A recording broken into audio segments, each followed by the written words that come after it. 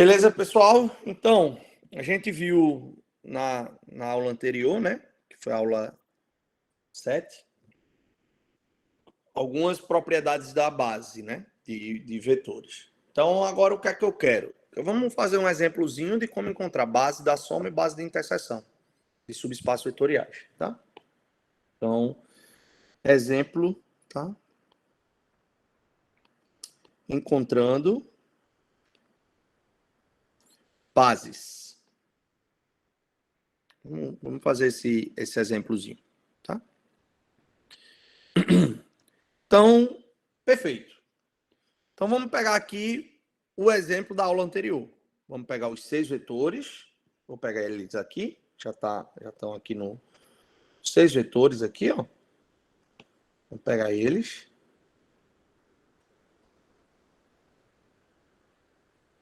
A gente já viu que esse vetor, o 4, na última aula, ele pode ser descartado, né? Mas vamos pegar os 6 aqui e vamos ver o que é que a gente tem.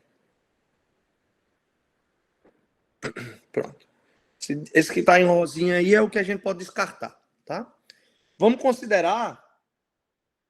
Então, considere os vetores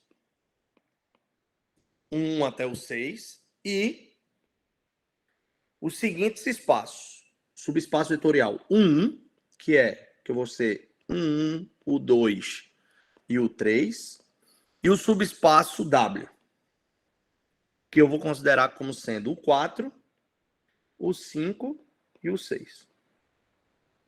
O que é que eu quero? Eu quero determinar, então, queremos determinar base e dimensão para U, para W, para U mais W e para U interseção W. Vamos fazer essa brincadeirinha? Tá ok? Vamos brincar de encontrar essas bases. Tá ok? Perfeito. A gente já viu no escalonamento da aula anterior, né? Que o 2 e o 3, a gente tirou o 4. Se eu tirei o 4, eu posso jogar o 4 para o outro lado, na de W. Então, o 4, o 5 e o 6 são ali. E vão gerar U e W. Agora, se tiverem tudo juntos, lembra que o 4 eu posso tirar da base do R5. Tá ok? Isso daqui são subespaços vetoriais. Tá? Subespaço vetorial do R5. Tá bom? Então tá. Então vamos escrever isso. Solução. Na aula passada, o que é que a gente teve? Né? Vimos no escalonamento que o 1, o 2, o 3, visto como dois conjuntos, tá? E o 4, o 5, o 6 são LI e geram U e W. Portanto, o quê? São bases. Portanto, bases de U e W, respectivamente.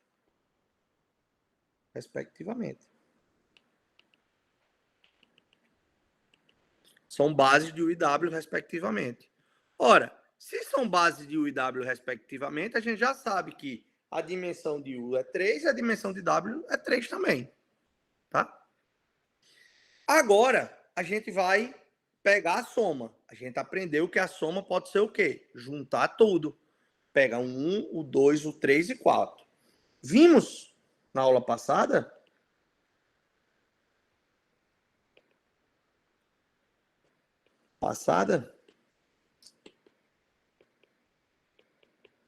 que quem é o gerador aqui de U mais W? Opa, a gente viu que pode pegar tudinho, né? Pegar tudo. O 1, o 2, o 3, o 4, o 5, o 6. Ô, professor, mas quando a gente pega tudo, o 4 é combinação linear de 1, o 2 e o 3. Mais o 4, vou pegar aqui, ó, o bom do digital é isso, mais o 4 é quem? Mais o 4 é isso aqui, ó. Opa, então eu tenho que tirar ele do conjunto. Logo, o 1, o 2, o 3, o 5 e o 6 é um conjunto LI. É LI. Logo, é base para U mais W. Certo? Então, observe que U mais W, se eu tiro 4, qual a dimensão? 5. Então, U mais 4, U mais W é o R5, pessoal. Olha que negócio bacana. É o R5, tá? É o R5. Para terminar, a gente precisa encontrar a interseção de U com W. Só que a interseção de U com W é o único elemento que eu consigo escrever como combinação linear dos outros. Então, a interseção de U com W é quem? O 4. Por fim, quem é? Isso é uma questãozinha passiva a cair na prova. O interseção com W é quem, pessoal? Exatamente o gerado por o 4, que tem dimensão 1. Olha que negócio bacana. Isso finaliza nosso exemplo. Então, com isso, a gente tem duas propriedades importantes. Propriedades. A primeira é o seguinte: considere U e W subespaços de um espaço vetorial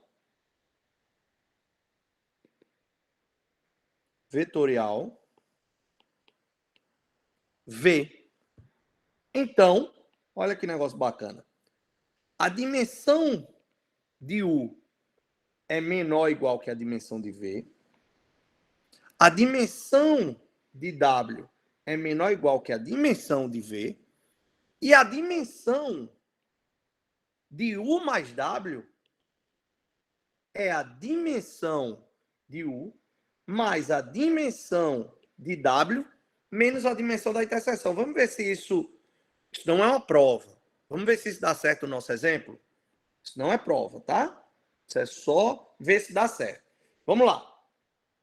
Dimensão que vamos colocar aqui no parênteses. No nosso exemplo, a dimensão de U, a gente falou que era quanto a dimensão de U? Olha só, 3. Tá? Dimensão de U, 3, a dimensão de U, 3, a dimensão de W, 3. Então, 3.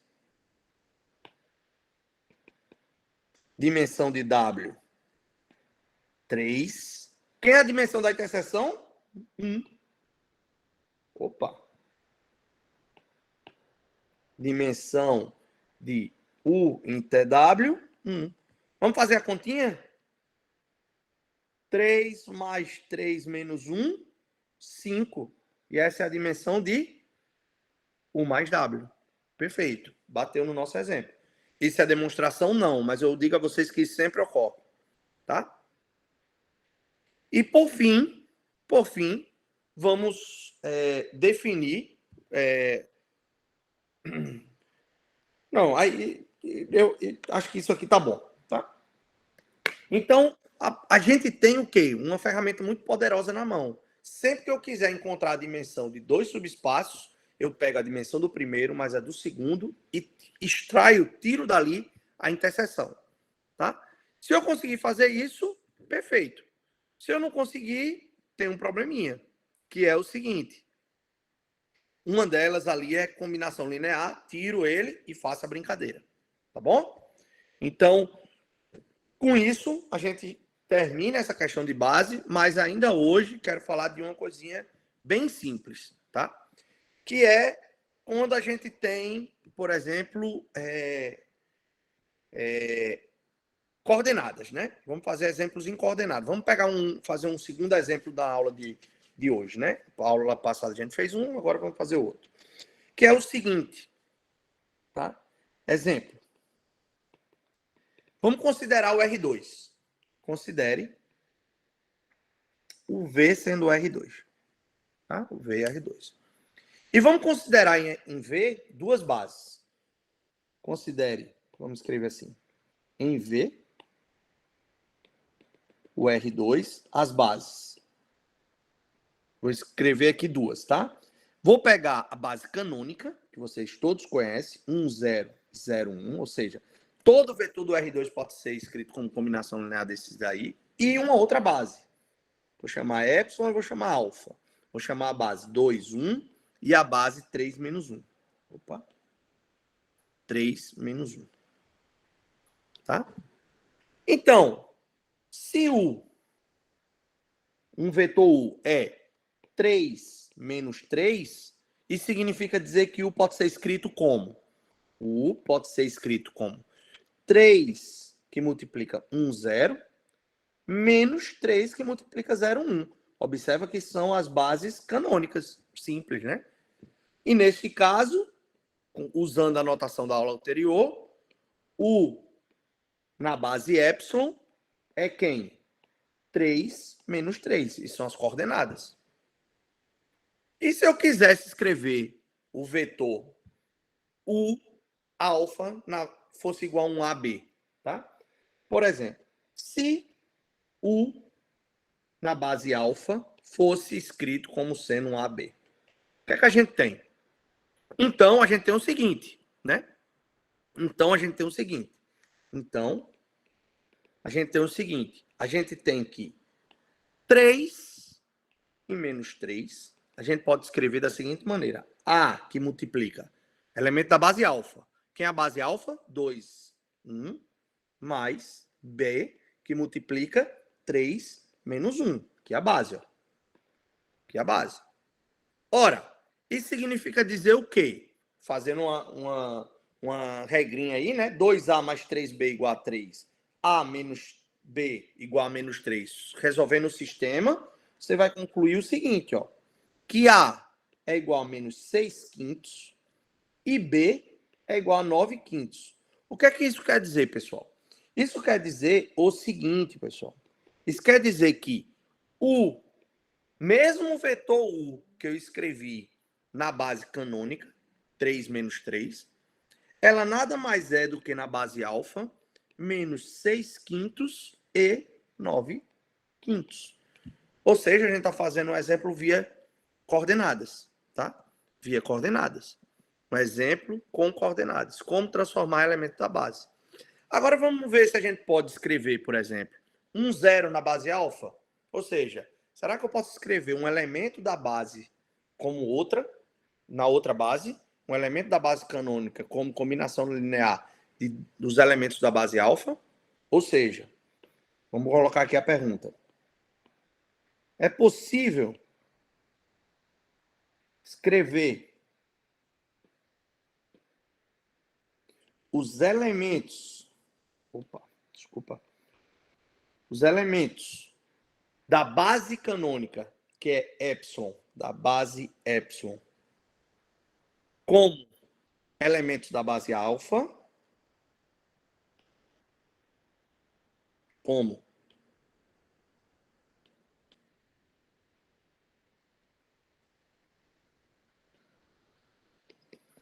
alfa. Vamos ver se é. Ok. Um 0. Será que eu posso escrever como sendo A, 2, 1, mais B, 3, 1, menos 1? Basta eu resolver o sistema. Vocês resolvendo o sistema, simplesinho, vocês vão concluir que A é 1 quinto e B é 1 quinto. O que é que isso quer dizer, pessoal? Que 1, 0 na base alfa nada mais é do que 1 quinto, 1 quinto. E 0, 1? Mesma coisa. A, 2, 1, mais B, 3, 1. Por favor, faça esse sisteminha, tá? Então, A, isso aqui é 3 quintos e B, menos 2 quintos. Então, o que quer dizer? 0, 1 na base alfa também pode ser escrito. Isso nada mais é do que os coeficientes 3, 5, menos 2, 5. Exemplozinho simples de como escrever elementos via bases. Via bases, olhando só as coordenadas. Olhando só as coordenadas, tá? Então, perfeito. Agora vamos passar o seguinte. A gente escreveu elementos, considerou R2, as bases canônicas, que você já sabe. Mas e se a gente quiser escrever bem geral, tá? Bem geral. Como assim bem geral? Se eu quisesse escrever, por exemplo, em bases onde eu não tenho os coeficientes, meus coeficientes são x e y qualquer, tá? O que é que a gente tem? Tá? O que é que a gente tem? Considera o mesmo exemplo. Então, considerando o mesmo exemplo, o que é que eu quero agora? Outra pergunta. Considerando V igual a R2 e as bases anteriores, minha pergunta é: quem é, se eu quiser, né, escrever, quem é aqui, se, considerando as bases anteriores, escreva, né, escreva, o vetor U, tá, na base epsilon sendo x, y, e U na base alfa sendo AB. Então, o que é que eu tenho? Isso implica o quê? Tá? Mas, geralmente, se U na base epsilon for igual a um XY e U na base alfa for igual a um AB, então o que é que a gente tem? O que é isso aqui? O que é que a gente ganha com isso? Vamos escrever? Só escrever. Vamos escrever X como sendo 2 vezes A mais 3B e Y como sendo A menos B. Tá? Usando as bases. E ver em forma matricial o que é que a gente tem. Precisamente o que é que a gente tem é o seguinte. Vou tirar essa pergunta aqui, tirar aqui, vamos considerar V, as bases anteriores, escreva isso. Então, o que é que a gente tem? A gente tem isso, ó, pessoal. Que negócio bacana. X será 2A mais 3B. Quem é Y? Y vai ser A menos B. Ora, ou, vamos escrever na forma matricial. XY vai ser quem? 2, 3, 1 e menos 1, que multiplica AB. Ora, isso significa dizer o quê? Significa dizer que x menos 2y é igual a 5b, fazendo uma continha, né? E x, por favor, depois façam essas continhas. Mais 3y igual a 5a. Ou ainda que a e b, né? Posso encontrar a e b. A é exatamente 1/5 de x menos 2/5 de y. E b é 1/5 de x. Aqui está errado, né? A é mais 3/5. E aqui sim, menos 2/5 de y. Ou, na forma matricial, AB igual a 1/5, 3/5, 1/5 menos 2/5. De quem? XY. De XY. Então, observe o que a gente tinha, né? De certa forma. O que a gente encontrou? Lembra da primeira parte do problema? A gente encontrou elementos envolvendo a base alfa com a base beta. E agora, observa que a gente pode encontrar uma matriz associada a essas bases. A matriz que será denotada a matriz mudança de base. Tá? Essa matriz mudança de base é exatamente o que? Eu estou passando de uma base para outra. Essa moça aqui vai ser chamada de matriz mudança de base. Mudança de base. Por quê? Observa que eu estava na base, saí aqui, ó. Estava na base epsilon e na base alfa e passei a escrever a base alfa em relação à base epsilon, tá? Então eu tenho o quê? A matriz mudança de base. Isso aqui está feito, eu estou fazendo uma brincadeirinha como um exemplo. Vocês vão olhar o livro do Boldrini, e o livro do Boldrini tem a visão geral dessa matriz. Então, o que é que a gente tem? numa forma compacta, a gente tem o elemento AB. Lembra que é um elemento AB? É a matriz mudança de base alfa. Tá aqui, ó. Ó, AB. Então, o alfa nada mais é do que a matriz mudança de base, que eu vou chamar de I, tá? E aqui eu tenho o epsilon. Então, observa. Então, quem é a matriz? É a matriz mudança de base de epsilon para alfa. Isso daqui é exatamente o que está escrito aqui. Tá? Isso aí é uma versãozinha 2, R2. Vocês podem fazer por R3, pode fazer por R5, pode fazer por R, o que vocês quiserem. A ideia é sempre a mesma. Eu faço aqui num caso mais compacto, para que vocês possam, obviamente, entender e ver a ideia, tá? Nesse sentido, o que eu vou deixar para vocês é o seguinte: será que vocês podem me mostrar, se eu tiver dado o R3, der a base, duas bases, quem é a matriz mudança de base de beta para alfa, tá? Será que vocês conseguem fazer isso? Então, como exercício final, vamos o seguinte: exercício do lá, tentem fazer, tá? Pega a base, pega o R3, pega o espaço vetorial R3 e pega a seguinte base. Considere as bases. A primeira, vou chamar alfa como sendo 3, 1, 0, menos 1, 3, 0 e 4, menos 2 e 3. A brincadeira é a mesma coisa que a gente fez, agora eu estou colocando no R3. Beta, eu vou considerar 1, certo? 1 é 1, 0, 1, 0, 2 e 1, 1, 1. Aí eu quero o seguinte: determine a matriz I de beta para alfa, a matriz mudança de base de beta para alfa, associada ao problema, aos vetores acima. Então, o que é que eu tenho que fazer? Primeiro, eu tenho que determinar as coordenadas do vetor da base beta em relação à base alfa, em termo matricial. Ou seja, se eu conseguir escrever esse cara aqui em relação às coordenadas do vetor alfa, da base alfa, basta eu colocar ele em forma matricial. Isso é o seguinte: olhar os elementos e tentar escrever como uma combinação linear. Então, você vai ficar num sistema 3 por 3 e tem que encontrar os coeficientes.